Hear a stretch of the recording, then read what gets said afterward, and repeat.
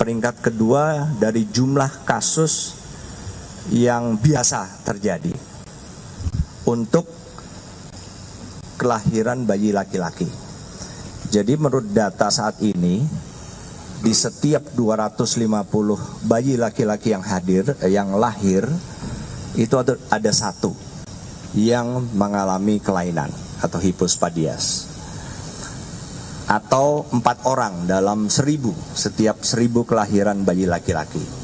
Jadi secara hipotetis, kalau Indonesia memiliki jumlah penduduk 270 juta jiwa, maka di Indonesia ini ada, hipotetis ya, ada sekitar 1.080.000 anak laki-laki yang lahir dengan kelainan pada sistem reproduksinya. Kebetulan ayah dari anak ini yang bernama Bapak Akip, nanti akan saya tampilkan, Bapak Akip Manganang, ini pekerjaannya adalah buruh perkebunan. Kemudian ibunya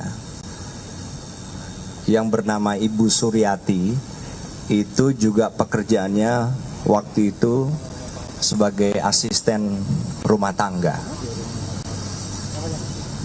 Kemudian ayah dari anak ini, Bapak Akip tadi, pendidikannya juga hanya lulus sekolah dasar. Kemudian ibu dari anak ini kebetulan tidak menyelesaikan sekolah dasarnya. Jadi pada saat dilahirkan anak ini, yang membantu persalinan adalah para medis. Jadi para medis di rumahnya, sehingga yang terjadi kemudian, karena anak ini lahir dengan kelainan sistem reproduksinya, dan kebetulan masuk di kategori 10% yang kasusnya serius. Jadi hipospadias ini mayoritas atau 90% itu tidak serius, sedangkan yang 10% atau lebih jarang terjadi serius. Nah, inilah yang kemungkinan membuat para medis maupun orang tua saat kelahiran anak ini melihat hanya secara fisik bahwa anak yang dilahirkan adalah anak perempuan. Kondisi ini terus berlangsung sampai dengan Aprilia Manganang sekolah dasar SMP di Tahuna, kemudian pindah SMA ke Manado, kemudian sampai akhirnya tahun 2016 Angkatan Darat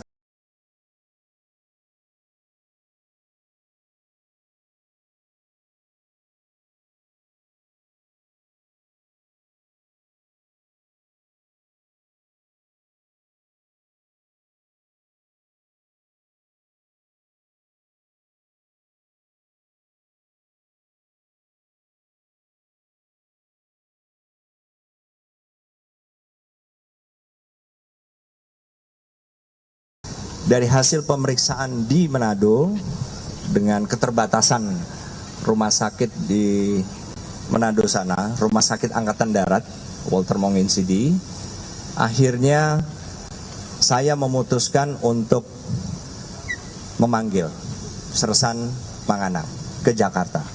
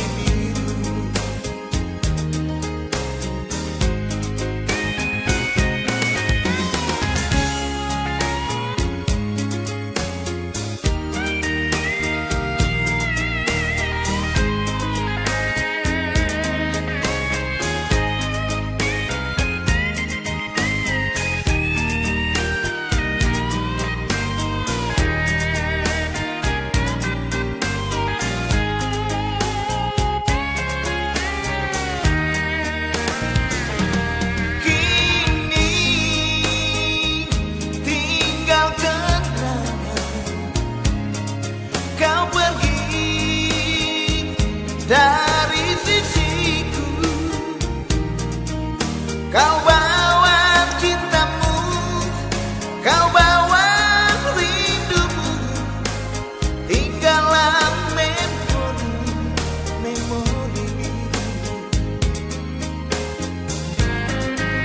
Kenangan yang terindah bersamamu, hidupku sungguh bahagia. Tapi